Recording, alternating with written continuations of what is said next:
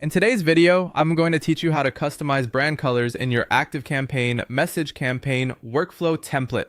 To get started, open the draft window for the message campaign workflow template you want to work on. Make sure you're inside the template editor, where you can preview the layout and access the design controls. This is the best place to make visual updates because you'll be able to see your changes as you go and keep your branding consistent throughout the message. Once the draft window is open, look over to the Side Settings toolbar. In that panel, select the Styles option, which is where the global theme and layout customization settings are located.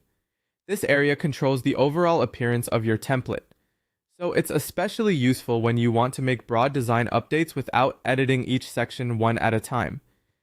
After opening the Styles settings, choose either page or body, depending on which part of the layout you want to update. Selecting page usually affects the outer or overall page area, while body typically controls the main content region of the template. If you're not sure which one to use, take a moment to check the preview area so you can match the setting to the section you want to change. Next, click the square color picker thumbnail or swatch icon for that section. This will open the color selection window where you can adjust the visual style more precisely.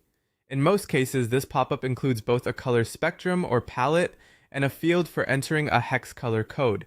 That gives you the flexibility to either choose a color manually or enter an exact brand color for accuracy. Now type in your brand's hex code if you already have it, or select a custom color from the palette grid if you prefer to choose visually.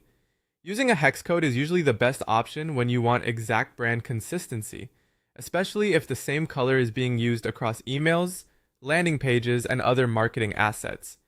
If you're selecting by eye, try to make sure the shade still matches your brand guidelines as closely as possible. When the color looks right, click Save to apply the update.